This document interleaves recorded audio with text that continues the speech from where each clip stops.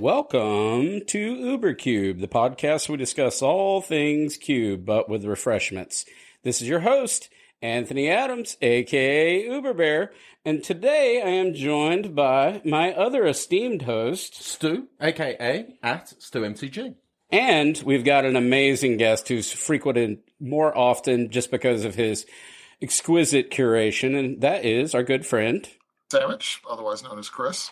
And we're here to talk about a design known as, if you're eating, please pause, the bug Sammich. There's a little bit of play in there. I like that. The name itself, just like when he came up to that, and I was like, oh my gosh, that's gross. Not a fan of bug sandwiches. It's gross. It's perfection. But I'm a big fan of the cube. It's amazing. Let's just put that, so placate your stomachs. So, Chris, kind of tell us about this bug Sammich, that name, where that came from, the origin story. Well, the origin story is pretty basic. We were trying to come up with a name for this cube because we weren't sure. I was calling it the Sultai Graveyard Synergy Cube, kind of thing. And that's kind of not catchy. I was discussing it with our good friend David. Was it the resident dragonologist? Yes, that he we're is. talking Yes, about? the regional. I love that. Regional. Regional and resident. And he came up with it, actually. I have to give him all the credit. He's the one that, because we're kind of coming up with bug something. And he's like, well, dude, it's obvious. The bug Sammich. And I'm just like, oh my God. It's so gross. Like, that's perfect. It's perfect. Even the art, whenever we're going to share this in the show links, but the art that you've chosen is literally from the Lord of the Rings. I can't remember the name of the spider, but when they've been... Shelob, they've been captured and they're wrapped up and being about to be consumed. Yeah, it's gross. Yeah. It hits me at every nerve because, listeners, to define me as arachnophobic isn't even close. So, I can't even look at this cube. I just go straight to the list. I'm like, oh, there's TLDR. Boop. All right, list. Let's go. But business in the front as we do. We're going to define 2024 as Year of the Cube because... It's all thanks to, I'm going to say CubeCon and the pioneers of CubeCon type of idea, right? The ones that really sparked that idea of, or the proliferation of people wanting to fire off these mini CubeCons, these regional championships and whatnot. And I wanted to give a shout out to some of the community, including ourselves. We get a freebie here, but I wanted to talk about, let's start with a podcast that I'm enjoying. It's amazing. It's a roundtable type of format. It is Squares That Cube, and this is hosted by Alex, Jesse, and Ryan. And if you haven't listened to this podcast, I will share it in the show notes. But we got a link. It's so much fun. Go check it out. They're very nice, open discussion, just fun to listen to. It's multi-dimensional, as they describe it, because they're doing this round table. They kind of flow through topics, but they're not scripted. We're a little scripted sometimes because I got to keep people on point. We are drinking beer while doing this. We need waypoints as we move through this discussion. I need direction. At all times, so that's good for me, yeah. But Squares at Cube, I want to give a shout out, and it's going to already have happened by the time this comes out, but they did host the Washington Cube Championships. I believe I got that right, Alex, if I just shouted out that incorrectly, but they have put together an amazing event. So that's Portland, Seattle area, somewhere in Washington. But anywho. Washington State. I want to be really clear there. Yeah, it's really cool, though. Yeah, it's the home of Nirvana. That's right. And Starbucks. And a lot of other grunge Starbucks, bands. Yep. Yeah, that's right. It's pretty good stuff. Another shout out that I want to give in this Year of the Cube that's happening, this mass proliferation. This happened last year. They're doing it again. Our good friend Joe Anderson has got the Cali Cube Champs, and that's coming out on June 1st and 2nd in Santa Rosa, California. And we will include that in the show notes as well. But basically, the top 8 get to play Aqua's Cube. And I feel bad because I'm doing Uber Bear's Cube and they're playing Aqua's Cube. I'm sorry. I was going to say that's kind of an unfair thing because he's insane. You signed Christopher Rush, Black Lotus, and everything's signed and altered by the original. Yeah, it's that's probably conservative at this point, given how the price are. But it's a nutty cube, crazy, like I say, vintage cube, original artist altered, signed, the whole 9 yards. It's a beautiful thing. If you want to play this masterpiece, it will be at the Cali Cube Champs, which has happened on June 1st and 2nd, Santa Rosa. That's right. Shout out. That'll be in the show notes. And they're doing a free ticket to CubeCon as for the final winner, which I think is awesome. I didn't think of that. It's a little late for that, but here we are. My announcements have been made, which leads us to the CubeCon. CubeCon has actually now listed their dates. It's October the 17th to 20th. 2024 in Madison, Wisconsin. Our good friend Jonathan Brostoff and team, including our beloved May. That's right. She's got this. So she's killing it. She's helping with the communications team and just working on all aspects of getting that out there. So we're so proud of May for being involved with that. Absolutely. Also, we've got some more cool news. The UberCube event, which is in Raleigh, North Carolina, where we don't have a cool cube like Aqua's. I'm trying so hard. We don't. Chris, if we can combine our cubes, we can kind of get close. Not even close. No, not even close. Not even close. We try so hard. We try so hard. But on April the 27th, we will have that in the show notes. We're hosting a one-day event. It's going to be like from 9 a.m. till 9 p.m. plus karaoke. We just want to bring people into the area. So all the profits are going to go to the LGS and to the prize support. That's right. And then there's going to be raffles where they're going to be giving out boxes. They announced this on Facebook today. It's a big deal. We've got a lot of really great people coming out. We've got our good friend Slick Jagger, who's on a previous episode. That's right. He's going to be doing some videography. We've got Stephen Cornefall coming out. We've got some other people I can't secretly announce because they told me not to, but we've got some cool peeps.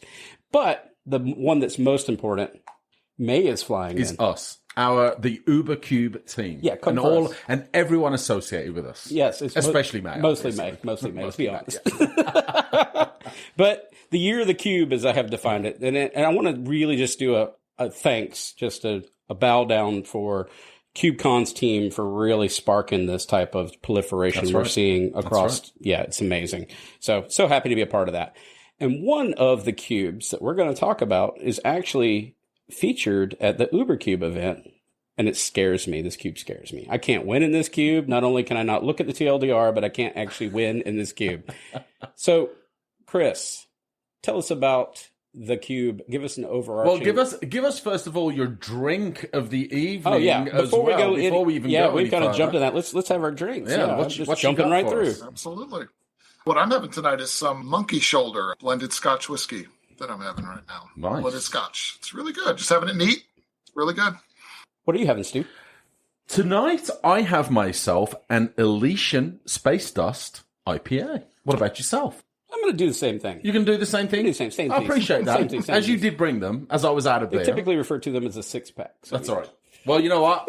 I want to crack this thing, get on with it, so we can talk about this delicious bug cube, the bug sandwich from our esteemed guest, Mr. Chris Moore. Let's just start out right from the top, as we like to here on the show. Whenever we talk to someone about their cube, about their goals, let's start out with the design goals. Like, obviously, Bug, Sultai, how did you want to design this cube? How did you want it to play out?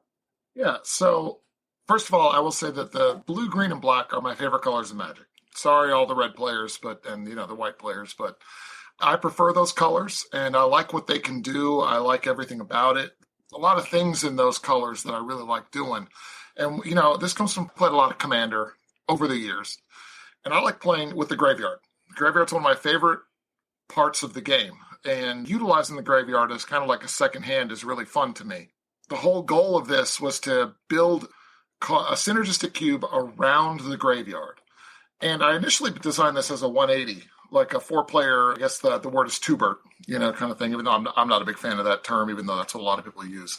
But I designed it for that, and I want it to be very synergistic over powerful. Like, you can build a Sultai cube that is insanely powerful. You can have, like, Storm and all these other fun things in there that you basically do in, like, a power cube and everything. But I wanted to run cards that work really well together and mesh really well together, and where you can build all different kinds of archetypes, things around madness, delve, flashback, all these kind of things that I really like doing, where discard matters. Winning with a lab man is possible. Tried Thassa's Oracle briefly, but we'll talk about that later. But anyway, that's kind of the whole design goal, was to build a very synergistic cube, and I'm building it out of my favorite colors seemed to be fun. And after we played it at 180 for a while, I just decided let's try a 360. And I would say that the 360 is, you talked about this, like 180 you and I did this at the same time. You launched this, sort of, kind of. I launched the Monopoly. We both did 180s. We both kind of talked about it was proof of concept. The decision was had to just try some 180s to get these smaller little quadrants of people, that group of 4. It was good for a bar. But I think through proof of concept, you proved that this cube had more expansion. And I would say the same thing with the Monopoly. Like, there was just more to tap into this idea. And also, one of the observations I had as a player is, despite common belief, the 180 was such a tight patterned list, but when you transition to 360, it's like worlds of synergies and plays were unlocked. Cube was never suffered from being linear, not once. Like, playing it at 180, it was really fun. It was very intricate. It was involved, complex, all the things. But just something about polishing this out 360 from 180 really brought this thing to life, in my opinion. Do you agree with that? I totally agree. I think it's a lot more in depth now. There's a lot more depth to the cube than there was before. A lot of the archetypes that weren't as fleshed out are now much bigger, and you can do a lot more. And a lot of the cards that I designed it so a lot of the cards can work in multiple archetypes, and that's kind of how I wanted this to work, where this one card meshes really well with a whole bunch of other decks. It's not just one thing. I tried to put very few little trap cards in there, as much as I could. You know, who knows? There might still be a few in there, but. Do you like video games? How about you, Seema? Do you like games? Yes, Max. As a matter of fact, I do. I know it. That's why we host the New Overlords podcast, a weekly discussion about game news, deep dives into hot games, and some chat about what we've been playing. Sometimes we also have New Overlords podcast interviews for insight into how games get made. We talk about MMOs, RPGs, survival games, and anything else that catches our attention. So if that sounds good, please join us. You can find us everywhere you get your podcasts. And on newoverlords.com. I haven't found them. Did you gain any inspiration? I've always been curious. I don't think I've ever asked it. Did you get any inspiration from? I have like a microcosm of this idea in Uberbear's Horror Cube. Like, this is one of your favorite decks to pilot in that cube. Am I wrong in saying that you took that idea and then expanded it massively and turned it into a cube? Yeah, that definitely was part of it. Also, I definitely love that part of the cube. I love drafting blue and black and in that cube, especially. Just, I really like green anyway. It's just one of my favorite colors. But I will say another inspiration was, there was a streamer for a while. I don't know if he streams anymore, but Caleb Gannon, I think was it Gannon? Yeah, Caleb Gannon. Oh, yeah. Yeah, he actually did a combo-centric power cube that was on Magic Online, I think. Yep. Synergy cube, yes. Yeah, the Synergy cube, and I said, I kind of want to take that kind of idea. Let's get rid of the red and white cards, because I wanted to try it without it. And let's see if we can kind of mimic that, but on a lower power scale kind of thing. And that's kind of where I wanted to go with that. So that was kind of an inspiration. And I had the idea for years, but didn't put it to fruition. And then you started building, like, you had your 180, the metal cube, which I think is a fantastic, really fun cube. And I said, well, that can work. Why can't this work? And I said, so that's another reason I wanted to try it as well. Where would you say, for the listeners, because this is interesting to me, where would you seat the power level of this? It's pretty flat. I wanted to make it with less crazy, spiky, like lopsided games, although they can still kind of happen. I will say this. We played it last night. Our good friend Bill, he turn 2'd a Hogak. He was able to play a Hogak on turn 2. I'm jelly. Yeah, I mean, he lost. He ended up losing that game because I exiled the Hogak. But anyway, with a spell. But that kind of stuff can happen, but it's not the norm. And a lot of it is you have to put all the pieces together to make what you want to do come together. There's a lot of moving pieces, and I'm going to do these little incremental things to build up to bigger and bigger value. And that's kind of how I wanted to do that. Are you going for a turn, right? So obviously you're saying Bill can come out on turn 2 with a Hogak. Not to say that just putting a Hogak on the battlefield is enough to win. Obviously, it wasn't in this case. But a lot of the times, getting a Hogak out on turn 2 is pretty much enough to carry a game all the way through, right? So is that sort of at the fastest that you really want a player to gain that kind of level and advantage in the cube? That's an extreme corner case, in my opinion. Kind of Christmas land. He happened to get exactly the right cards to do it. He just drew exactly what he needed. I think he had a Stitcher Supplier and a Putrid Imp, and he just was able to discard his hand and then cast the Hogak on turn 2, kind of thing. And That'll do it. But that's not the norm. So, but you have to get those like exact cards. It's a 3-card combo basically, if you think about it. Yeah. So that and chances of that happening every game are slim to none. I would agree with that. They will happen, but it's slim. And it's fragile as well, right? So if you're dumping your entire hand, absolutely, because as much as I love die to almost anything. Yeah, exactly. Yeah. And even if you can recast it from the graveyard, right? If you've only got 1 or 2 creatures, then the delve cost becomes pretty expensive. Like, sure, you can get it out once pretty quickly, but getting it out twice can be pretty challenging. Getting it out 3 times can be incredibly difficult unless you're able to, reload your hand, refuel the graveyard, whatever the case may be. So yeah, that's cool.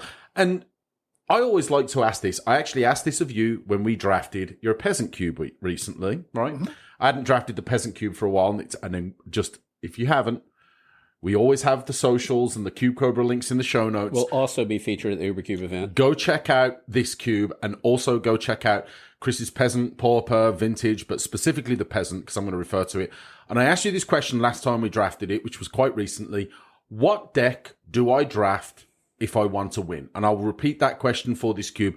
I'm sitting down with you, we're playing this cube. What deck do I draft to win? One of my favorite decks to draft in it is the Golgari aggro deck that kind of uses an Aristocrats theme to do it. That deck seems to win a lot. That deck does very well because if you're playing all these little, they're almost like trash creatures, but it doesn't really matter because you're using them to get out your Vengevine and stuff like that. And you're using it to get out your... Cause I did that last night. I had that exact deck basically last night. And, you're using that with your Vengevines, your Yawgmoths, and things of that nature. And also being able to discard and cast an Arrogant Worm. These kind of things make for a very fast clock. And with I had a little bit of Aristocrats support to work with that as well. I had the recursive creature like the Gravecrawler to help me out with that, to be able to come back and keep pinging and do stuff like that. That's the deck that I really like, and that I'm not saying it's the best deck, but it is, to me, a deck that wins more often than not. So, to paraphrase our best host, May, and myself too, what is the most fun deck for those that aren't seeking that, they're not seeking the ace? Well, I love the cycling deck. The cycling deck is really fun, and if you ask Christian, it's the Villainous Wealth deck. That is his favorite deck. What about spider spawning and those type of things? Spider spawning is awesome. That spider spawning in the deck that I was just talking about with the aggro package, the spider spawning is great in that deck. And I will say, it really makes for a lot of that. I definitely get the cycling because that is exactly the deck that I drafted the last time we drafted the Bug Cube, and it was insanely fun. So many decisions that you have to make. Do I hold up this counter spell? Do I use it to cycle? I've got all these payoff cards that go with it. So that to me was one of the most difficult decks that I remember drafting in a while, where you have to be so like hyper focused on the timing of every decision that you're making when you draft a deck like that. That was, to me, one of the more technical decision-making decks that I drafted in Cube in quite a long time. So yeah, I get it. Super duper fun. So aside from the UberCube event where this is featured, you're also planning on submitting this to CubeCon 2024 as well, right? For a possibility, because I would like to. Mm-hmm. Yeah. You're in direct competition with Uberbear's Horror Cube because yours is better. I just want to point that out. Well, I don't know about that, but I do know that this cube, I do want to submit it. That's one of the reasons I did expand to 360, just thinking about it. If it gets in, great. If not, that's fine too. But I think it's a lot of fun. I hope people would like it if they did play it. It's got layers. Yeah. So we got some Anthonyisms, like when I'm playing this. Uberisms, right? As we're describing this cube, and when I'm communicating amongst the team, like, what did you draft? I'm like, well, I drafted an above ground deck, and that was his landfall strategy. And he's like, what the hell? It's landfall. I'm like, it's above ground. Or shallow graves, I've said over and over again, because I'm talking about like an aristocrat, so I'm kind of just killing little goobers, like he said, the trash, and throwing it in so I can get that. or the underground where I'm going into the grave, which has been my hardest thing to do, is the reanimator strategy or the lab man type stuff where you're doing the self-mill and really embracing that. Or the one that when I do that and I have the confidence to do that, Chris likes to show me the dig 'em up. He plays the hate cards like endurance and stuff. And I'm like, oh, I've done all this work. And what did you? But yeah, so like I've got these little, I guess, Uberisms, as we'll refer to him, whenever I'm referring to the archetypes, is he's trying to tell me the names of the actuals. I'm giving my own names, and it's an interesting dialogue that's happening across the table. I think that's cool to have little like pet names for your that's fine. For your archetypes. You know, it allows you, I think, to be not just creative from a naming perspective as well, but you can also like slide in some little subtle hints here or there as like, if you're drafting this, I've kind of got a couple of little secret sauce pieces in there as well that, you know, can play off that strategy. So I like that. That's very cool. Yeah, it's pretty fun. So let's kind of dive into this. Let's talk about the core element, the thing, when we talked about Uber Bear's Horror Cube, aka me, and we talked about the one package that you helped me develop the most, because we know it's gotten better. It's good now. Matter of fact, it in fact won multiple games at CubeCon 2023. But before that, it definitely had the most struggles. Where your cube is very focused on it is the self-mill. Do you want us to kind of give us an overview, which will be included in the show notes for the essence of time? These cards, every image I'll have here, including a link to the TLDR, which I captured most of this from. But what are your core elements of the self-mill? What are you trying to do there? Trying to do things like, there's a lot of draw discard. There's dredge spells, of course. Like you are running things like Golgari Grave Troll, Dark Blast, stuff of those nature. And Golgari Grave Trolls being one of the better ones, because it if no one knows what it is, it's a 5-drop that 4 and a green. It comes into play, I think it has equal number of counters, equal number of creatures in your graveyard. You can remove a couple of counters to regenerate it, but that doesn't matter. None of that matters. It's the only thing that really matters is that dredge 6 that comes into play, in the game. And that's where you can replace a draw with milling 6 cards off your library and pull that Grave Troll back to your hand. The cool part is there's just lots of ways to discard in this, so getting it into your yard is super easy. You also have cards like Stitcher Supplier. It's another one, little 1-drop, 1/1. It comes into play or dies, mill 3 cards. So it's a really good little card for that. It's very innocuous, but it's very powerful. That card is not to be underestimated. It's extremely powerful. Yeah. Yes. That's one that Bill used last night to great effect. He seemed to always have it on turn 1, and it was very annoying. So, what is your ultimate payoffs for the self-mill? What is the goal of this? What is drafters, when they come to the UberCube event, what are they seeking? Other than just a monstrous, just a giant Golgari Grave Troll. Yeah, just a giant graveyard pile stack like I get all the time. Yeah, that gets endurance. Right. So you're right. That gets endurance. That's fit. You can. This has gone through several iterations, because we found out that some things are just too good for that, because it is really easy to churn through your deck in this cube down to no cards in almost no time at all. You can do it very fast. And I found the Lab Maniac, which if you would draw a card and there's no cards in the library, you win the game. It's a little 2/2, I think, for 3. Correct. And that card has been very good. It's been stable, very fair, no problems with it. Thassa's Oracle was a problem. That card, it was too easy to win out of nowhere with a Thassa's Oracle. So I had to not include that one. A perfectly fair commander card. Let me just state that, just in case anyone from the RSC is this. It's a very, very fair commander card. Lies. Leave it. Lies. All lies. So I actually tested Thassa's Oracle in my Horror Cube as well, because I've got, like I said, a micro section that does a similar type of thing. Yeah.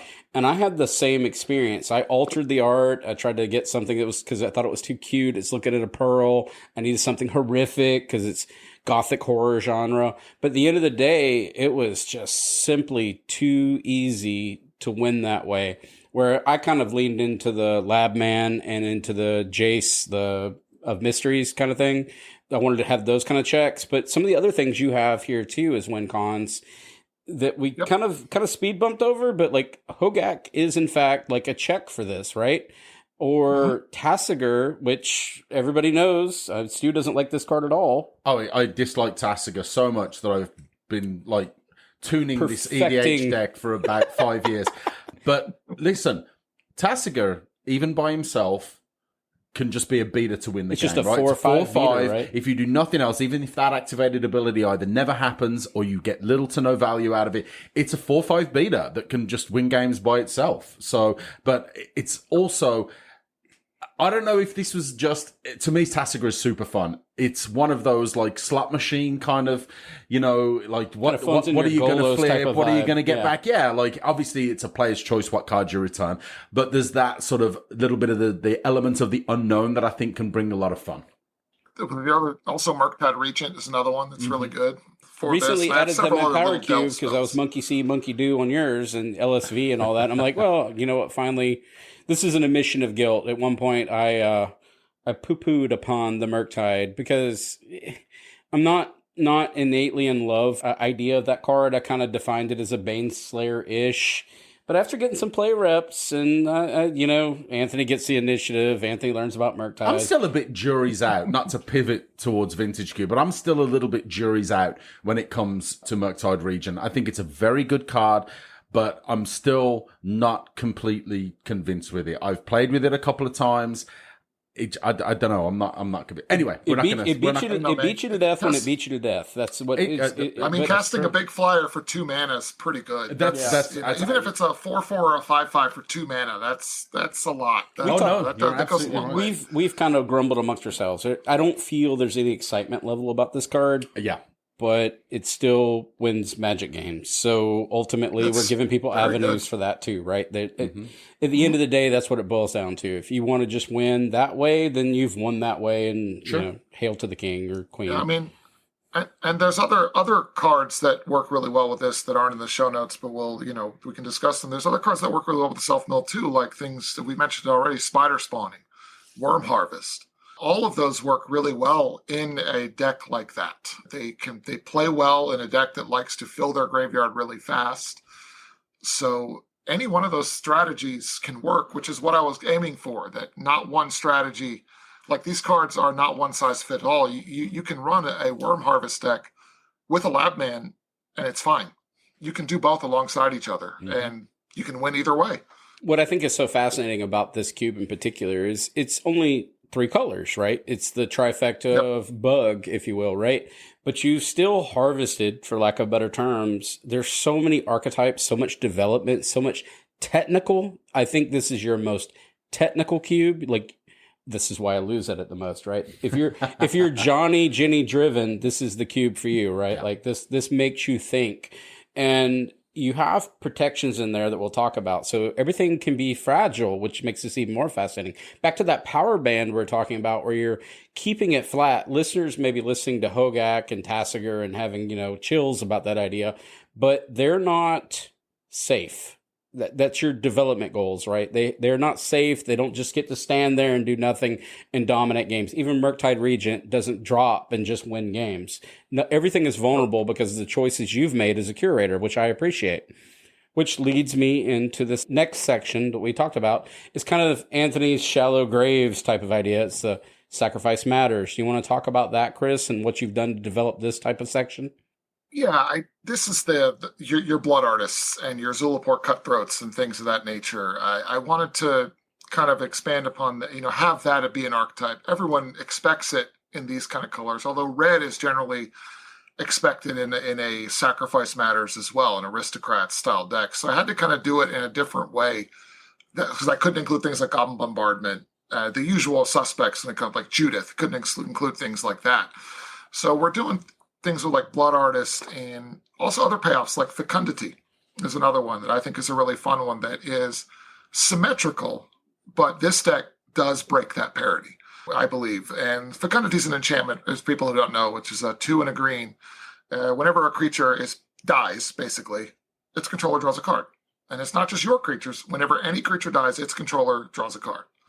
Well, when you're running things like Gravecrawler and Phyrexian Altar, and I do realize those are very combo-centric, and I understand that. And the thing about it is, I did that on purpose. I wanted people to be able to run 3 and 4 card combos around these cards. And occasionally they get pulled off, but it's rare. It has happened occasionally. The whole thought process is I wanted to be able to have these little trash creatures that do a lot of stuff. And that's kind of the deal with Sacrifice Matters decks. I was going to say, when you say something like that, the next time I play this cube, all I want to do is have a zombie, have a Phyrexian altar, have a Gravecrawler out, have 2 mana left over after I've sacrificed Gravecrawler and brought it back infinite amount of times with Fecundity on the battlefield, and then with the Laboratory Maniac that I've already put onto the battlefield. Like, I'm already planning on forcing very that. doable. Like, next time, it's happening. You've already done, you're saying what I'm saying. So, like, I run all these components in Uberbear's Horror Cube as well. But you've got this nice little refined subset where it's easier to pull together because I'm spread across 5 colors. I've got a different junction than you. I can see that. But Fecundity is a card that I think really pulls this together to cross-pollinate into Labman strategies, or in my case, Jace, Wielder of Mystery. So I might actually consider adding that to Uberbear's Horror Cube too. I think it's just scary enough art that it pulls together another strategy outside of Aristocrats. And we're going to talk about this pretty soon. We have our Commander spell table section that I'm going to talk about, the Find My Combos. Oh, yeah. That's right. That's coming up. So he's predicting that. The Mari Povich is on the way. But this is one of those ones that kind of mimics that idea. And I've seen him pull this off in my cube too. It's hard. It's intricate. But when you got it, you got it. And it's pretty cool. I was going to say, to die to this is fine. You've pulled off 4 cards. It's awesome. I think it's great. Yes, it sucks you lost the game, but it's okay. Exactly. I agree. So we're moving up into the technical nature of the cube. Like, some people can kind of seed into the idea of its graveyards matters. I'm self-milling. It feels natural to do that, right? Like, just get value, Murktide Regent. It's complex, but not as complex as now getting into the thing that nobody wants to do, discard value. Madness. It's awkward for new players introduced to a cube going, so you want me to release this from my hand? You want me to put this in my graveyard? Why would I want to do that? Why would I want to take cards out of my hand that I can cast and put them in my graveyard? That makes no sense awkward. At all. It's so awkward. It's crazy. But it's also next level. Well, you got to get over it if you want to play this cube, because you're going to do it a lot. So tell us about this subgroup and what are you doing here? Yeah, so basically, there's a lot of self-discard. You have careful studies. There's a lot of things that allow you to discard cards out of your hand after you draw them, or discard them for other value. And there's things like cycling, madness, flashback, scavenge, retrace, embalm, eternalize. All of those things play into this strategy really well. And so an example card is like a little innocuous little 1/1 called a Basking Rootwalla. I hate this card so much. You can pump it once. I know you do. I've killed you with this card a lot. I love doing it. And I love doing it on turn 1, too. Yeah, it does it every time. I'm like, oh, my God. Try so hard. But he's a little 1/1 for 1 green. And for 1 and a green, you can give him +2/+2, do it once a turn. But it also has Madness 0. So you discard this anytime you activate the Madness, and it exiles itself, and you cast it from exile, but it doesn't worry about timing rules. Madness doesn't care about timing rules. So you just cast it, right? You can cast the end step if you're able to discard it, and just cast it. And it's wonderful. And I have a lot of cards like that in here that take advantage of that. I have cards with flashback, being Deep Analysis is a classic example that most people know who've been playing Magic a while, that it's just a basic little sorcery for 3 and a blue. Draw 2 cards. Target player draws 2 cards. But it has flashback, 1 and a blue, pay 3 life. Draw an additional 2 cards. These are the kind of cards you're okay with discarding. There's cards with Embalm and Eternalize and Dredge, Scavenge, Flashback. All of those help take the sting away from discarding a card, if you understand where I'm going with that. You have another payoff, and Anthony, you want to talk about this one, the hollow one. I do, because this also beats me to death, too. This goes into that nervous tension, that divisiveness that you have as a player about pitching a card, right? This card is gross and has made waves through formats, and it's so innocuous. It's hollow 1 for 5 colors. You get a 4/4 artifact creature golem. I should be running that in the artifact cube. Might want to consider that.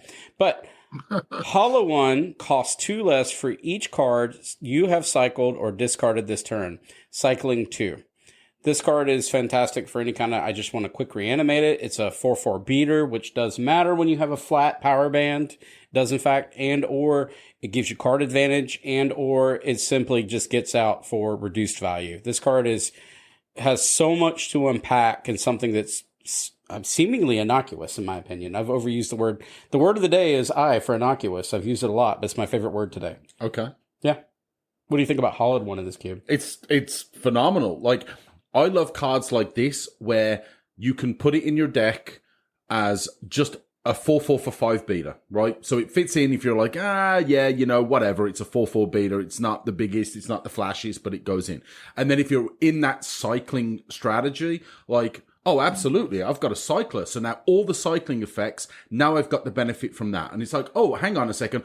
I've also got a deck that is actively trying to discard cards from my hand for whatever reason may be. Maybe it's cycling, maybe it's another strategy. And then you've got again, this other potentially free creature that you can just put in your deck, and like, I might just be able to get a 4/4 beater out in the first couple of turns. And again, going all the way back to Hogarth is obviously leagues away from Hollow One, but you just build a deck and somehow it just happens that you get an incremental 4/4 accidental, like, oh, look, I cycled some cards. Oh, I guess I just get to pay 0 or maybe 1 mana, and now I've got a 4/4 beater on board, right? So I love cards like this that were, again, you can just kind of fit into multiple strategies within the cube, and also can be kind of mid-rangey, and not to suggest that this is necessarily a mid-range card, but just because of the wealth of the strategies that are in the cube, you can just kind of put this in a lot of those archetypes, a lot of those decks,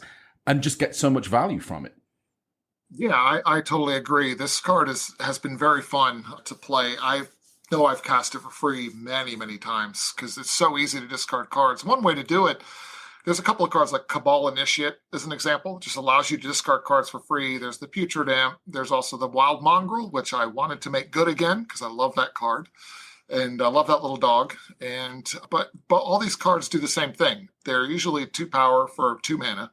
And you allow you to discard a card to have an effect and just discard it for free.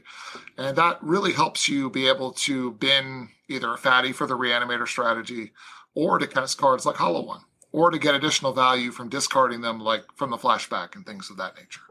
So the discard value deck is a very fun deck to play, and it plays into that cycling deck we were talking about earlier. What I like about this cube, you just kind of said it with the list you just gave, is the branching synergies. It's just there. You have to unlock it. So as Stu had mentioned, you could treat this as a 4/4 for 5, and or you could choose to do same thing we said with Tasigur. You could treat it as a 4/5, pay the cost, and or you could do the effect. So it depends on where your player level is. So when you're drafting this, they're safe open picks because they synergize so well. They branch, and you can decide what lane you want to choose as you progress. I enjoy these type of choices in a cube. The next one is, we've talked about on numerous occasions, it's hard to pull off, right? This is an archetype that's a struggle, but it's fairly represented in a bug cube, whereas you start getting more expansive, you start getting more colors, is the pod deck. Like, this is one that's very known in Modern, right? I mean, Birthing Pod has been banned in Modern for like a gazillion years now, but when it was legal, it was definitely like one of the poster children of that format. So it's a 3 colorless and then Phyrexian green, 1 and Phyrexian green, tap, sack a creature, search your library for a creature card with CMC cost equal to 1 plus the sacrificed creature's converted mana cost, put that card onto the battlefield, then shuffle, activate as a sorcery. So, back in the day, Siege Rhino, you remember that old chestnut? Good old Siege Rhino. Of them. Yes. I'm sure a lot of people have looked at Siege Rhino and thought, man, this was it's still good. This is like a really no, it's not. There's an entire cult of the Siege Rhino. You might want to. I mean, look, shout out to all the Siege Rhino cult members out there. All right, not to alienate you guys, but Siege Rhino is a bad card now. Good. But it was a finisher for that modern Birthing Pod deck, right? But let's look at Birthing Pod just in a vacuum. It is a really strong card, right? Just being able to incrementally bump from 1 to 2 to 3 or 3 to 4 to 5 or whatever. And plus, anything that allows you to recur value, right? So it's something like creatures with persist as an example, right? So you sack a 2 and get a 3, sack it again, get another 3. Maybe you get another persist creature, maybe you get another value creature, so on and so forth. So Kitchen Finks for reference. Kitchen Finks, phenomenal example, right? Great combo. That was piece. the example, yeah. Yeah, and fun, right? Yeah. You're asking, go all the way back to where is the fun in your cube.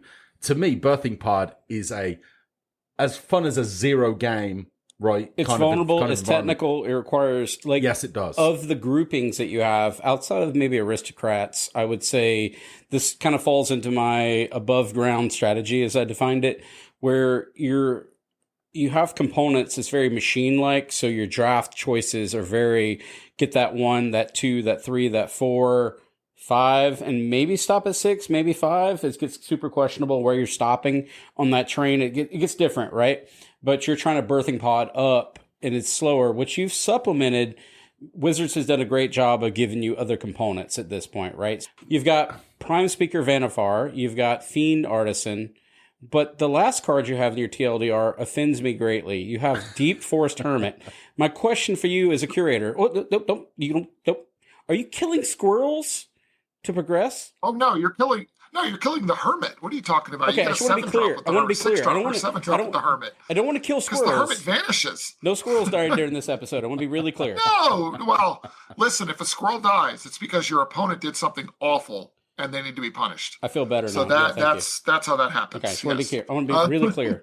Can I actually ask you specifically about Prime Speaker Vanifar? I remember when this card was spoiled, and immediately the hype about this card was off the charts, right? Everybody knew how powerful Birthing Pod was, so now you've basically got Birthing Pod on a stick, except you only have to tap Prime Speaker Vanifar to get the same effect that you do with Birthing Pod. So there's no mana requirement to activate the ability, but the effect is the same. You're still searching your library for a card with CMC 1 or more, you're still sacrificing a creature. Plus one to the creature card's converted mana cost. How impactful has that card been? How high of a pick? For example, yourself, you see this card. Are you even considering it as a pick one, pack one amongst the other like big time power outliers in the cube? Unfortunately, no. I think Vanifar is one of the lower down pod enablers, in my opinion. It's the 2 colors and not be able to pay it for 3 colorless that really hurt it. That's why Birthing Pod, also being a creature, makes it much more vulnerable than the Birthing Pod itself. I personally think Fiend Artisan is a much better pod than Prime Speaker. I'm putting in Prime Speaker to add support. You got to have support. I also have Neoform and Eldritch Evolution as well as sort of one-shot effects that kind of do the same thing.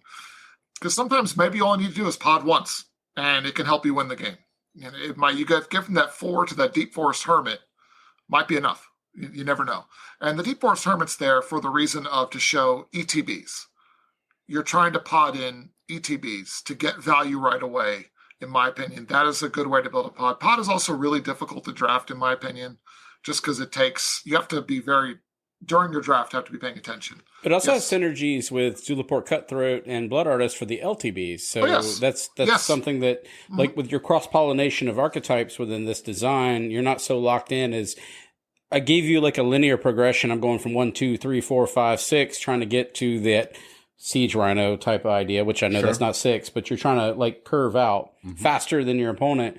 But your Zulaports and your aristocrat type ideas actually give you payoffs as you progress on the LTBs, which I think is great. And then you got the recursion effect. So there's a lot of like tie-ins and synergies here that's really great, which leads us into our next section that really, I'm going to let Stu just take this one away. Well, Anthony knows that this is absolutely one of my favorite archetypes to draft in Power Cube, really any cube where it's prevalent, is Reanimator strategy, right? So you're just trying to cheetah face the big creatures into play.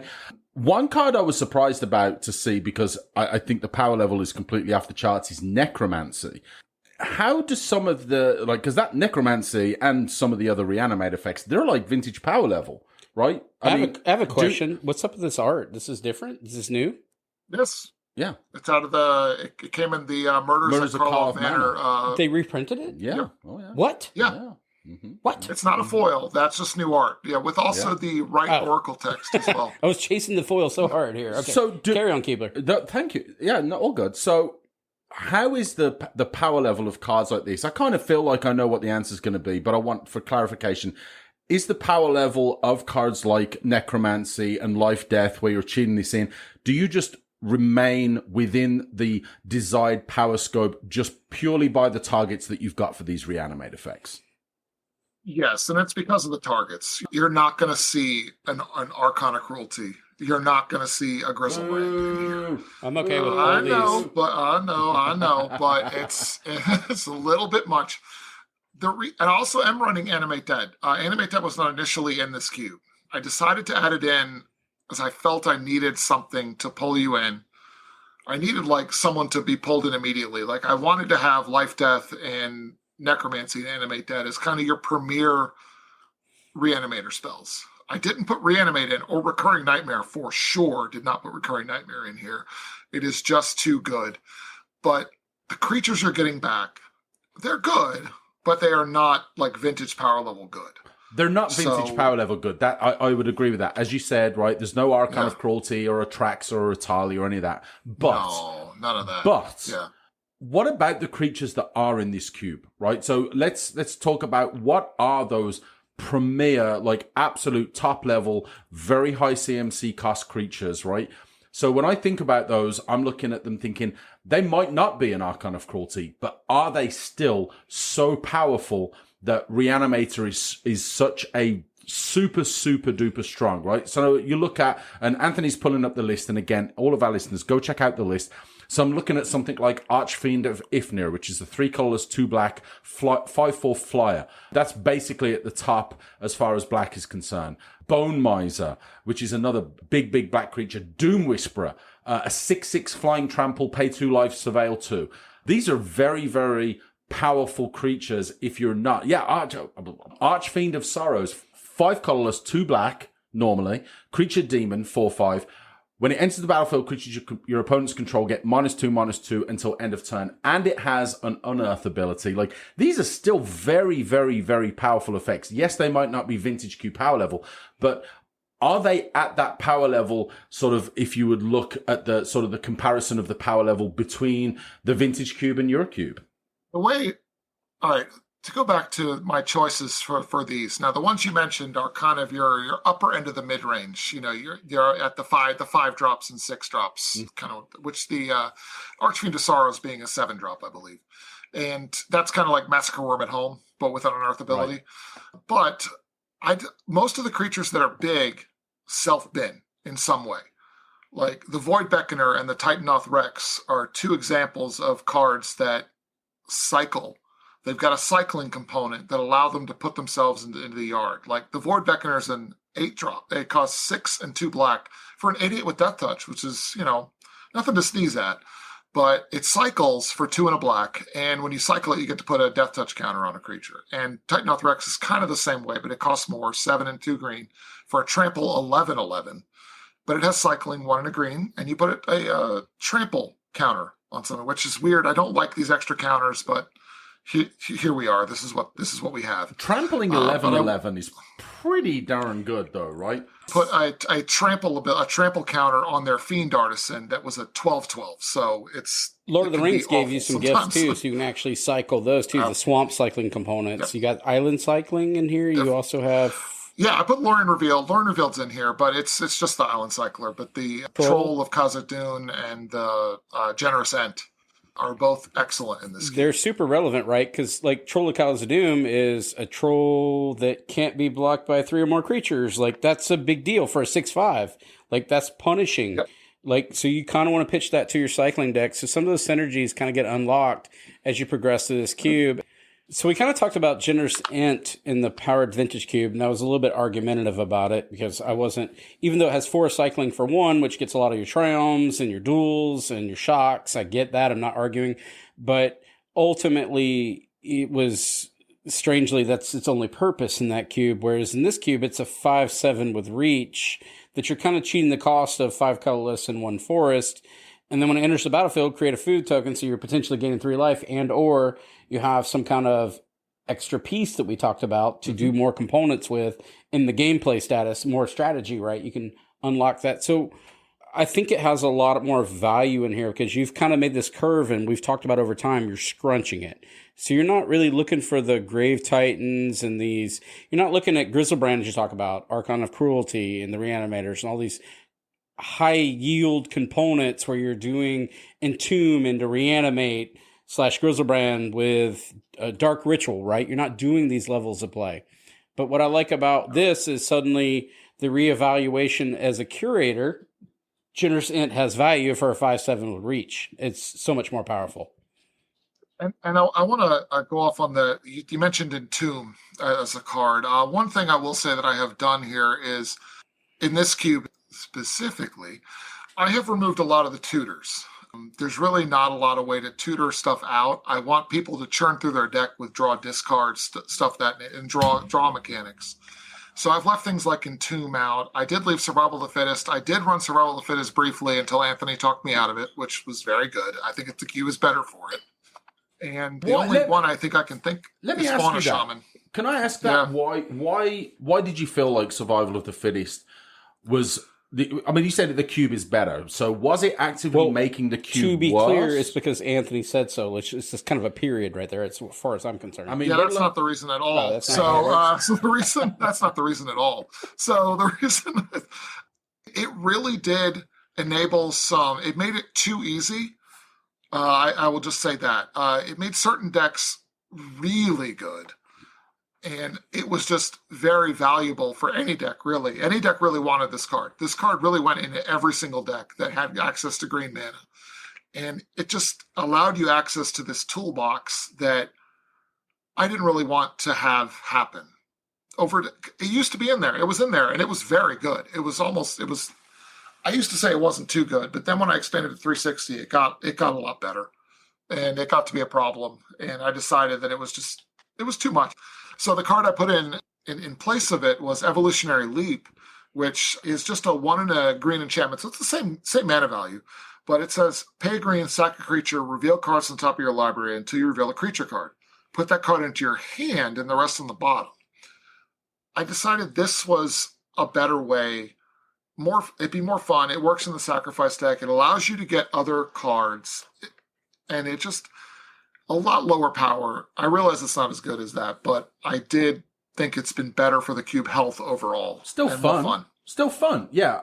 Let me go back before we get on to the next archetype. So you made a very interesting, or one sentence there, if you've got green in the deck. So before we get on to the next archetype, let's talk about the fixing real quickly, right? So this is only a 3-color cube. Talk to us about what kind of fixing you have in this cube and why.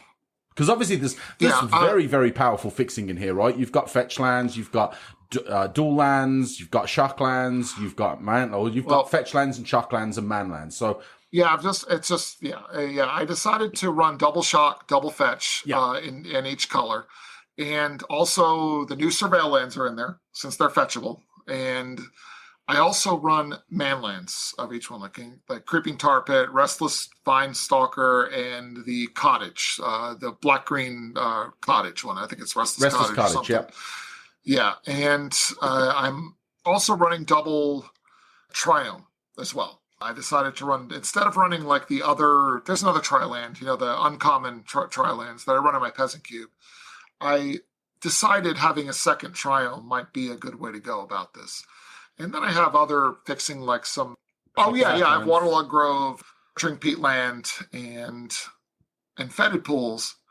I really, really, really want Wizards to print enemy cycling lands. Those are what I want more than anything for this cube. The Waterlogged Grove and Nurturing Peatland are good, but gosh, I want those cyclers so badly. For this cube, I just want 2 of them. Just print 2 of them. It's fine. But even just looking at that, that demonstrates there is a lot of very, very good fixing in this cube, right? So, I will say that when I've drafted it, I've never really felt like it was a whole lot of a challenge to draft a 3-color deck. Certainly not a predominantly 2-color deck, maybe with a small splash, right? So...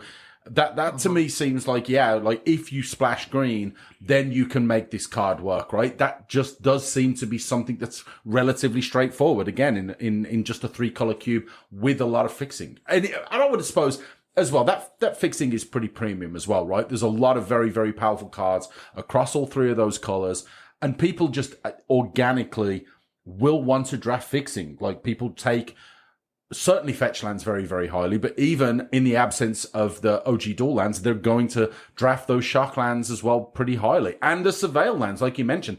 Now with such a graveyard-centric cube, those surveil lands, the value of those just can potentially go through the roof, maybe even more so than a shock land. Well, yeah, they were excellent. We played them last night. All three of them got played, and they were excellent every time you drew them and played them. Can't stress enough how good they are. In this cube specifically, now I can't speak for other formats, but in this cube, they're amazing. Which leads us to our next section, which is my above ground truly section, right? Like, this has got to be your favorite. Non-committal. Well. I don't want to dig any graves. I don't care about graveyards. I've tested this over and over again. It's a lands matter section, right? And you have my beloved Getrog monster, which you think is yours, but it's mine. You're going to have a hard time. Getrog is always be mine. Yeah. It's just because I don't have a deck with Getrog, and it doesn't mean I don't love it more. But for the Getrog monster, for 3 colorless and Golgari, you get a legendary creature, frog, horror, death touch. At the beginning of your upkeep, sacrifice Getrog monster unless you sacrifice a land. You may play an additional land each of your turns, so exploration-ish. Whenever 1 or more lands are put into your graveyard from anywhere, draw a card for a 6/6 Death Touch frog that I love more than you. But, like, I love this frog more than I should. It's kind of one of my pet cards that run in my Powered Vintage Cube. I know you have an EDH deck that was broken, but less broken now because of the Getrog monster.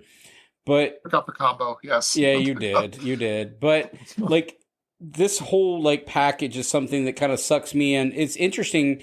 You have like this grouping of above ground, shallow graves that I talked about that can be, what's the word I'm looking for? Paralyzing as a drafter, because oftentimes I look at like, do I want to pull off lands matter strategies, or do I want to pull into Reanimator, or do I want to go into some kind of cycling? So like, it's so ultra technical. The lanes can be really hard to distinguish at times, right? Like, so if you're a first-time draft, I don't think this is like a noob cube is what I'm trying to say. So ultimately, like, when you choose this lane, you have to, like, I think it's very committal. Like, that's my opinion of this, is kind of like birthing pod in a sense, or you're committing to it, you're doing the thing, right? You have to, like, you kind of go for the 1, 2, 3, 4 with birthing pod, with the, I guess, the anecdotal side effect of maybe you've got a Zulaport Cutthroat, so you get a secondary payoff. Lands Matters, for me, plays into the, I am not willing to commit to discarding my cards and or putting them in my graveyard. It's an interesting dynamic or dichotomy that you put in this cube, where this is kind of the living factor of your cube, right? Even though you've got cards that support it, like Life from the Loam, which is kind of, and me kind of waning its power usage within a Powered Vintage Cube, in my opinion. But then you got Feel the Dead as a payoff. And then, how do you say this? Ramunap. Excavator. I put it on there on purpose, not Crucible. Yeah, but it's interesting that you have this in here, because now all these lands you put in, the surveil lands, the multiple fetches, breaking all the singleton format, these payoffs actually truly matter. So for me, it has an allure as a drafter where, again, Anthony stays above ground. I don't commit to the bit of the cube, hence my win rate is much lower. What do you think about this as far as power level? Am I misplaying this type of... I actually disagree with your above ground thing on here. I think the Lands Matter deck is very much a graveyard-centric deck. I think it is very much wanting to put lands into the graveyard to get back with means like Ramunap or the Crucible, or there's other ways in this cube to bring them back. Like there's Aftermath Analyst from the new set, Murders at Karlov Manor, and there's other card. There's World Shaper. For a 3 and a green, whenever World Shaper attacks, you may put the top 3 cards from your library into your graveyard. But when it dies, you get to put all land cards back into play, basically. So the whole deal with that is the Lands Matter deck also plays really well with strategies like Villainous Wealth. It plays really well with strategies that care about drawing and discarding. So in my opinion, the Lands Matter deck is not wholly above ground strategy. Another way to think about it is the combo in here of Titania and Zuranorb is in here. I decided to add both of those. And yes, I have absolutely died to that little combo before, but it's fun. What about Squandered Resources? I actually have thought about that, and I don't have it in currently. I have one. It's currently sitting in a commander deck. Very good. I mean, I'm just thinking I think it would be very good in this. Yeah. I think there's so many synergies. Like, I'm World Shaper, right? If you're bringing all of your lands back, and I can just sack all of my lands, bring them all back using that, I'm gaining a bunch of life. I'm getting, maybe landfall triggers, whatever the case may be. Avengers Zendikar is my trappy card, by the way. That's the one that pulls me in with, it's my trap. It's my trap. It's what gets me every time. Like, I'm not reanimating it. I'm committing to the bit. So I stay above ground. You're not going to be too sad to reanimate a 7-drop if you can get it down early. No. There's also, I did have that. There's a 6-drop mini that makes 4/4s when land comes into play. I forget what it's called, but it was like a 6-drop, 6 landfall, make a 4/4 beast. And we used to play it in Commander all the time. I can't remember. It's been out of the cube for a while. It was actually way too good. It was one of those cards that ended up being too much. So, especially with cards like World Shaper. So, land matters is real. Like, it's an attraction that I kind of follow all the time. Like, I chase that more than I should as a drafter. So we've talked about binning your cards, discarding your cards, reanimating your cards, even putting lands in your bin so that you can deal with them later, right? That's all good and well. But what did you do in here is like a factor of hate, like to deal with this. Yeah. I had to add hate cards that remove stuff from the graveyard. I didn't really want to at first because I wanted people just to have fun. But then I realized someone's going to always have too much fun. And we have to kind of police a little bit. So there is some hate cards in here. I'm not running things like Relic of Progenitus or anything like that. Things that exile the graveyards in their entirety. I've decided to stay away from effects like that. But there are cards in here that pull one card. Pull this card. Pull a target card. Do it repeatedly. Pull a card. Pull a card. An example of that is the classic everybody knows about it, Deathrite Shaman. For 1 hybrid green-black. It has 3 abilities, little planeswalker. Exile a land card from a graveyard, add a mana. Pay a black, exile instant or sorcery. Each opponent loses 2 life. And 1 green, exile a creature card. You gain 2 life. So that's an example of one of the cards I put in here as kind of a nod that I have to put some hate cards in here. Because you can't just let everyone run wild. The best one's probably Endurance. I did add Endurance, which for the readers is, for the listeners, say readers. Why did I say readers? Yeah, if you're reading the show notes while listening. Why did I say readers? Why the hell did I say readers? Anyway, start over. So I put Endurance here as well. So I put Endurance in. It's 1 and 2 green for a flash creature with reach. It's a 3/4. Mm-hmm. Is it reach? Mm-hmm. Yeah, flash with reach. And it has Evoke. Exile a green card, play for free, basically. And it sacrifices itself. But it takes all the cards in their graveyard, shuffles them up, and puts them on the bottom of the player's library. That's the only thing that attacks your entire graveyard in this cube. The reason I put it in here is because it doesn't exile. Yeah, it's fair. It's my reasoning. It's fair as you can get actually doing what you're doing. Yeah, like, so if you're listening to this, like, the whole goals of the cube is to bin cards, like to capitalize on building your graveyard. That's design goals of this cube. So he has to check it somehow. We talked about this over and over again. We've kind of done play testing, and what he said before is the get 1 card is very safe, but Endurance it's not backbreaking. I think it's really not. It's not very upsetting when it occurs, but you're not done. I think the reason why Endurance works is because for some of these strategies, not necessarily a lot or a little, but for some of these strategies, when the card has gone into the graveyard, you've already got the benefit from it, right? So, for example, there's plenty of cycling payoffs where it's when you cycle a card, something good happens. So if that card then subsequently gets shuffled back into your library, you're like, well, that's fine because I only really cared about the fact that I cycled that card, or I only care about when I discarded a card because now I can still cast my 4/4 Hollow One even if those cards get put on the bottom of my library. So not the most parasitic card in my opinion. It's not. No. As a new one, Armored Scrap Gorger. For 1 and a green, a 0/3.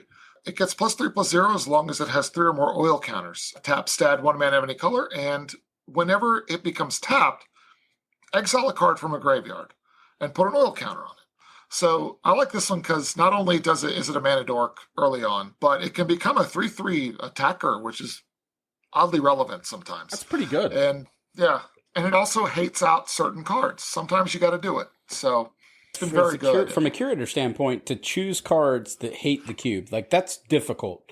And I can respect that. I've dealt with that with the Artifact Cube, where I've had to balance out the equation of this card, forever tattooed on my forehead, the Collector Oath, for example. Like, as you're choosing cards... Lessons learned, Anthony. Yeah. Forever here, I'm getting tattooed.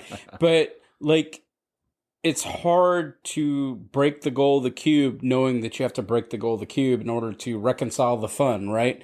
Because you said this, some of these strategies will simply get away from you, right? It gets out of control, and you're trying to find this even keel to balance this ratio so that everybody has a little bit of fun proportionally, right? And that it's not lopsided games. That's your ultimate goal of these games. Even though we would admittedly say that like things like Reanimator can oftentimes end in combo strategies that are lopsided. That's the intent of the design of Reanimators, to force out a Grizzlebrand, Archon of Cruelty, or Atraxa, so you get the game-winning state by turn 1-2. Mm-hmm. It's a very unique design concept to then try to tamper that back. You're trying to pull it back a little bit, and that's hard to grab the reins, right? So I think it's interesting. And I will say I did recently cut Scavenging Ooze. It ended up being a bit too much. Even though it is just a 2/2 that can literally die to anything, you sneeze at it with any of the removal spells, it'll die. It ended up being a lot of feel bads, so I ended up cutting it because of that. Because it would just be really hard to play around, is what I've noticed. And ended up cutting it after it's been in the cube since its inception, but ended up cutting it and replacing it with I don't know what. So some other. It was one of the new 2-drops. I think there's like some rookie, some kind of the little 2-drop evolve creature. Ended up being fun. But Anthony, you really like this last one that's listed here, little artifact. So one of the cards I actually wanted to talk about, it's just I love this card. It's simple, it's fair, it's elegant, it's Scrabbling Claws. It's very elegant, it's simple, doesn't do much. Just like you. Elegant and simple. Yep, just like me. But Scrabbling Claws, for 1 colorless, you get an artifact. Tap. Target player exiles a card from their graveyard. Pay 1, sacrifice Scrabbling Claws, exile target card from a graveyard, draw a card. I like the interesting thing about this is that the second ability to exile target card from a graveyard and draw a card is you don't have to tap it. So you can tap to exile a card and then pay 1 and sack it to exile another card and draw a card. So this is double value for only 1 mana to cast and 1 mana to activate it. Like, this is a very, very strong card in an environment like this, in my opinion, where you're just focused on some of these graveyard strategies. I think this is great. It's very pinpoint. It's very nuanced. I like it. It's an epitome of like a little rattlesnake card in this cube. It sits there and waits for them. Hey, you're going to have to do something eventually, and I'm going to try and stop it with this, So we got our next section that we do with every guest that comes on with their cube that they introduced us to. Combo! Maripovich. You are the combo. So we want to talk about Commander Spellbook, Find My Combos, is a function that you can run that I try to do, and I think it's fantastic. I always want to know when someone's introducing this, because some players are really wanting to find, well, how do I break your cube? But in a technical way, what unique synergies can I find to kind of bring this together to close this game out? Because we're just like locking horns and I can't solve this equation, right? Or I can get a combo and just kind of finish the game. Stu, what's this first one we got on here? So this one is Tormod the Desecrator plus Phyrexian Altar plus Rancor, and it says plus 1 other prerequisite. I'm going to go with that's like a Blood Artist type I'm thing. going to go with that as well, because you've got a number of advantages or payoffs that you can get from this, right? So it could be Blood Artist or, whatever a payoff from a death trigger is, right? And this one, depending on that other prerequisite, can be either infinite death triggers, infinite enter the battlefield, infinite leaves the battlefield, infinite sack triggers, or infinite storm count. Now, storm obviously not really a factor in this cube. There's no tendrils or anything the like, but even just the infinite death triggers and the infinite ETBs and LTBs, those by themselves can just mean a huge amount of value from all the other cards that are in this cube. Yeah. I mean, the way it works is you just get a 2/2 every time the Rancor leaves the yard. Mm-hmm. And then you can recast Rancor on the 2/2, sack the 2/2 to Phyrexian Altar. You just keep making 2/2s every time that Rancor leaves the yard, because that's how Tormod works. Yeah, that's how Tormod works. Yeah, Tormod's in my Tormod doesn't care if it's a creature, any card. Yeah. So, yeah. It's pretty great. So that's how that works. Yeah, and it really helps to have something that you do need a fourth card to make that work, because otherwise you just do it. Oh, cool! You just have done all this stuff. Infinite hold. It doesn't do anything without a payoff. Without a payoff, it doesn't. It doesn't. Which is why I'm okay. Which is why I'm okay with it. It's complex, and also it's real. Yeah, but also it's really hard to get this to go off, because in a draft, every one of these cards is wanted by multiple decks. There isn't just like these only go in this deck. Should we talk about that? That's what makes it hard. Should we talk about that? And this is something that I've been kind of brewing over as maybe something that we need to dedicate an entire episode to, right? So this is a 3-color cube with a lot of intermingling, intertwining strategies, right? How parasitic do you find this cube to be when you look at it from, we talk about that 40,000 square foot view, right? How many of these cards and how many of these strategies do you look at and you think how much separation is there between them? Because a lot of these cards seem to fit in a lot of these strategies, right? How do you look at as a curator and think, do you think, I suppose that's the question, do you look at these cards and think that maybe there needs to be a bit of separation there between some of the cards so that you can define, this person that is going to draft this archetype is going to draft these cards and prioritize that one.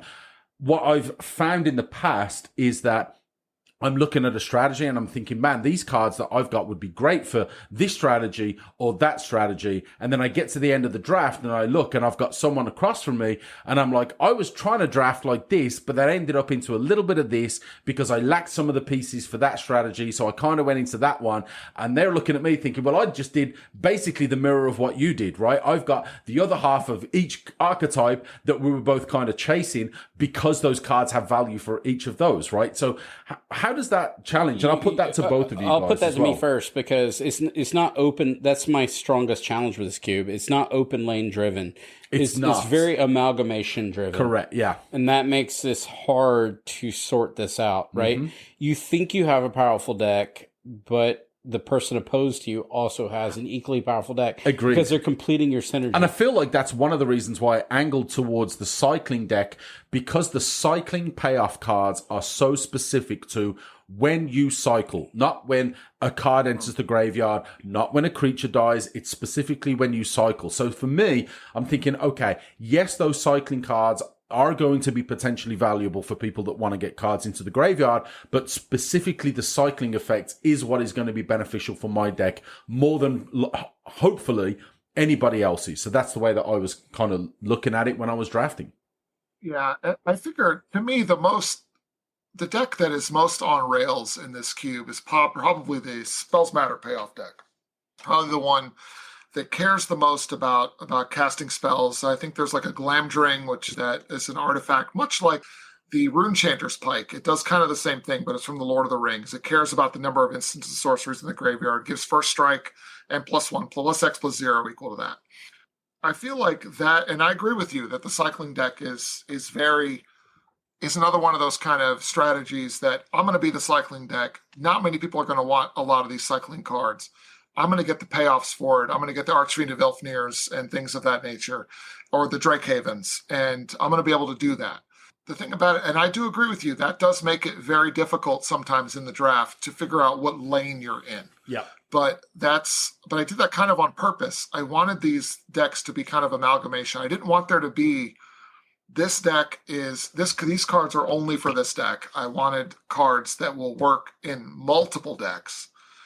Maybe that's a mistake, but that's really, and I think it's also a strength in my opinion. It means it's a strength. It's a consortium. It's hard to navigate as a drafter. I wouldn't say it's not even a player. It's not even.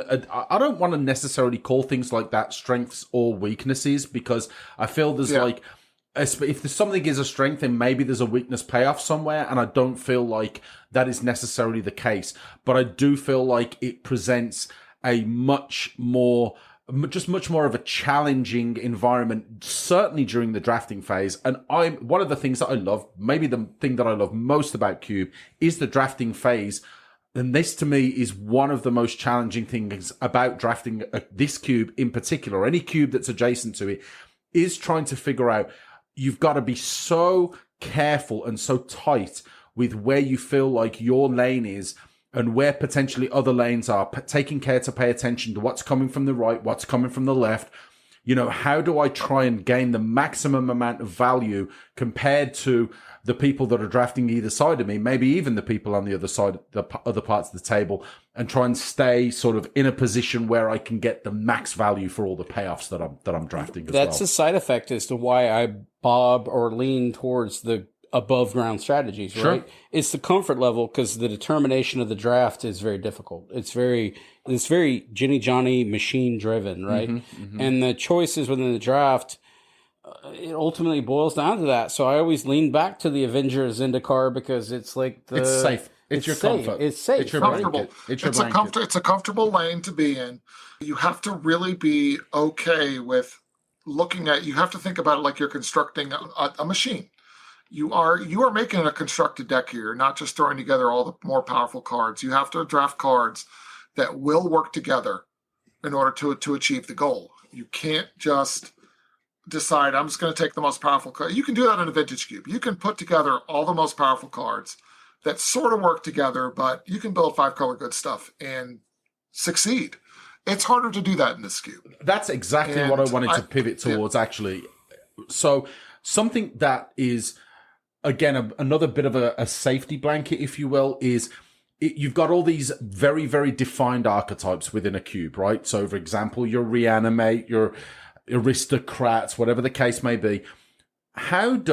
If you've got someone who shows up to draft, or just someone who drafts the cube, they don't find any of those very, very obvious payoff cards, and they think, you know what, I'm really not getting some of these synergistic pieces, and maybe I just need to pivot more towards a mid-range deck.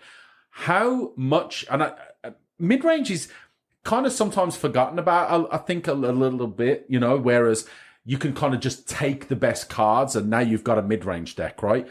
How does that line up with just taking cards and really, really going hardcore down that line of drafting a specific archetype, or even two specific archetypes in a deck? Where does that mid-range kind of looser drafting strategy line up when you're drafting this cube? I think you can pull it off. It's a matter of, just understanding that you can build a deck that has a lot of removal, a decent amount of creatures, and, maybe some acceleration, because there is some decent mana fixing. And you can do well. You may not. Now there's nothing that says you can't do well. There's nothing that says you can't cast. You can't be casting your Mole Drifters and being just fine. Your Mole Drifters are Sentinel of the Nameless Cities, and you're doing okay because you've been able to just hit the 3 and 4 and 5 mana and cast those things that do very well at those. Generally do very well at those. I think mid-range can succeed in this, and I wanted it to be able to succeed.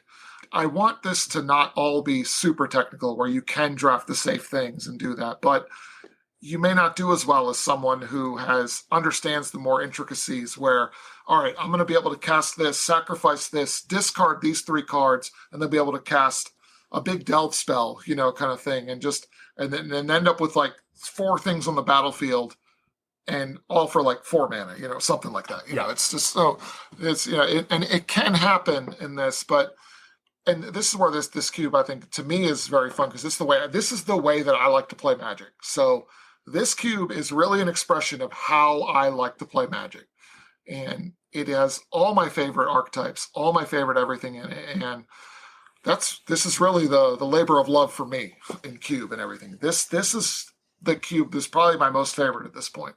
I think that's a beautiful final thought, right? So final thoughts, super technical. Very, very technical cube, not an easy to play cube.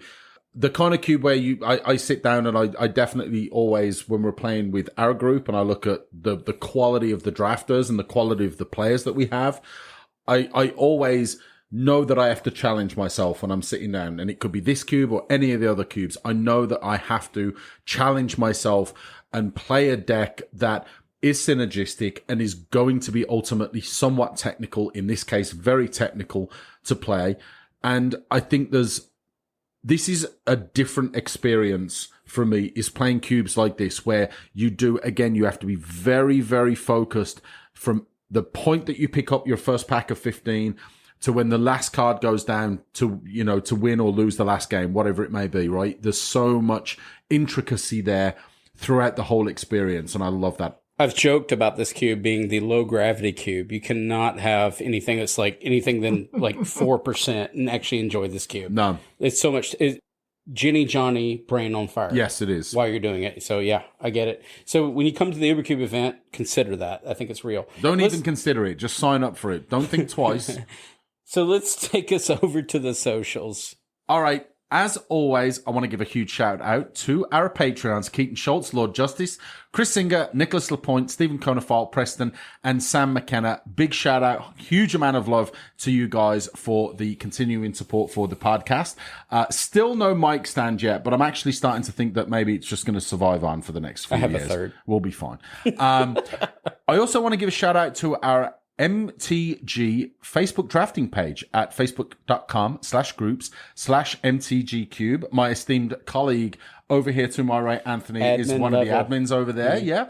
A lot of cool discussion going over there. 800 people. A lot of hundreds of people, all kinds of discussion talking about the cube format in general, specific cubes, cube advice, whatever the case may be. Definitely worth a join if you're on that social media. Come check it out. A lot of fun. As always, if you love the show, we would truly appreciate, give us a 5-star review on your chosen podcast platform. You can use our Altasleeves affiliate link at altasleeves.com/UberCube. Go get 5% off your purchase, as well as our Inked Gaming affiliate link. Go check them out. Playmats, dice bags, mouse pads, all kinds of custom products available for your Magic, specifically Cube experience. You can find us at Twitter. We are at UberCubeMTGPod, or you can reach us via email. If you've got a longer question about one of these episodes or anything cube related, you can find us UberCubeMTGPodcast@gmail.com. And as always, the Discord, Deck Boast, hello. It's getting big. It's getting really People are big. talking. I mean, I'm posting literally like tens of cubes every dozens year. of us, but I don't actually get to put anything in the Deck Boast. You've got to do better. You've got to draft better. You should have. Not going to be in this cube, but it's going to be. I did last night. I got to storm again. It was really fun. Yeah, I saw that. Like storm again. I'm like, oh, okay, rain clouds, slicker, got it.